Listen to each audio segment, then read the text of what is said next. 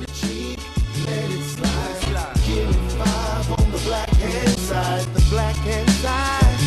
Oh, oh, oh. Oh, black hand side. Black hand side. Oh, oh, oh. The black hand side.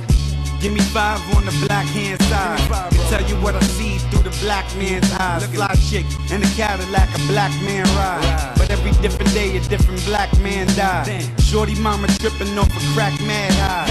Now he watching TV, loving the bad guy. Piss poor with a welfare check. He know he African, cause he ain't get help there yet. Now he put down his knapsack. Got a crack pack. You don't understand if your vision ain't abstract. Me in the projects. Now, I'm naturally concerned about cases like Tyrone Martin, but I'm equally concerned about the senseless murders that are being committed right here in this city to our young men and women. And what troubles me the most is that a lot of our leaders are missing in action when it comes to that. They were all over the news. Tyrone Martin.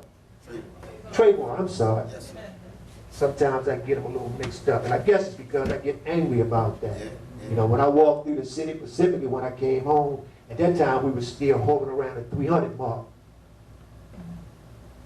And every time something happened in another state or someplace else, our leader seems to be the first one that wants to get their face and pictures on the news. We call them photo ops. You know, they show up like when the cameras are there, but we down in the trenches. You don't see the media, you don't see them. You know, you don't see those issues. And so that's what concerns me the most, is that's what's happening right here in our city. And I'm naturally concerned about that. Now, when I receive letters from prisoners in the Cumberland region, from prisoners who have been challenging the system, and they tell me that what the COs up there are doing is placing known gang members in their cells, or placing them in the cells with known gang members, or hitmen by the COs, and in some cases some of them have been murdered. When I get letters from prisoners up there about that stuff, I know I'm not the only one that's getting this information about what's going on in the system. Yet none of our leaders wants to address these type issues, and this is something that's happening right here. Something that we can tangibly do something about. And so that's what concerns me. I'll just say that when it comes to the criminalization of black people in America, I probably would broaden it and look at the criminalization of African people in the world. And if you go down the line, I've been blessed to link up with sisters and brothers in London through the venue of Twitter, and connect with them and read more stories about what's going on for black folks in London and Britain, what's going on for black folks in Australia right now. And you know, you can't help but to receive all this information and begin to connect some dots and say, well, the characters have changed, but the same thing y'all going through in Australia, the same thing y'all going through in London, is the same thing we're going through here in the States. And so when we begin to look at that global perspective, then you really, at least for me, I really begin to see something more at work than just individual white folks who don't like black people. So for those of you who have white friends, I'm not going to be coming for your white friends today. You don't have to defend your white friends and lovers and family members today. But I would say that beyond your individual white friends, that in my study and my experience, there's a system in place, a very organized system, that creates this this image of criminality. That creates the justifications that would warrant, for instance, the state of Maryland proposing to build a multi-million-dollar youth jail in East Baltimore at a time when the state is crying broke on everything else. There's money in the budget to build, and they said it, they advertised it and put a picture in the newspaper, the Baltimore Sun, like it was going to be a Hyatt or something. It was a state-of-the-art youth jail.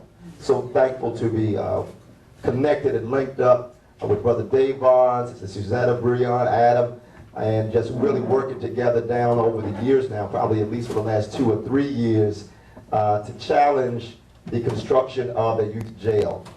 We learned with that particular instance that it's not a matter of lack of resources for the things that we need. It's a matter of the lack of will. That there is not a will to build new schools, but there is a will to build new jails.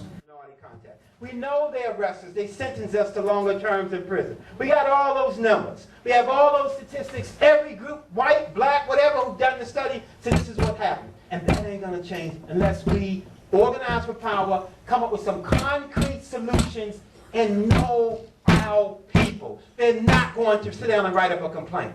So cut that bullshit. I mean, cut that, I'm sorry. I'm sorry. So cut that, help them write it up. They're not going to do it. And they're not going to raise their hand and say, I don't have the ability to write it up. Have a day where you help them sit down and write up that information. Right, Sister Shield? Help them write it up as a teacher and somebody in the system. Don't embarrass them into not writing it up. I can't believe you didn't do this. As the Honorable Elijah Muhammad said, don't beat the people, teach the people. The white people are already beating them down. They already told them they can't write, they can't read, they won't do anything, they don't have courage. They already gutted them. And then you come right behind them and gut them too? Walk them through the process. Set up centers for doing that. Help them learn that. And strategically teach this information. Geronimo Pratt said, when he came out of prison, that every historically black college and university, by the nature of its existence, must have a COINTELPRO course that tells about how. Now, I'm going to tell you right now, we're in Baltimore City. There's no COINTELPRO course at Compton, which has a criminal justice program. There's no COINTEL course at Morgan. I don't think there's one at Sojourner Douglas. I mean, a course where you get credits for that. Because he said, if you don't, then there's Holocaust courses everywhere. In fact, John Hopkins got a course called The Wire. Right?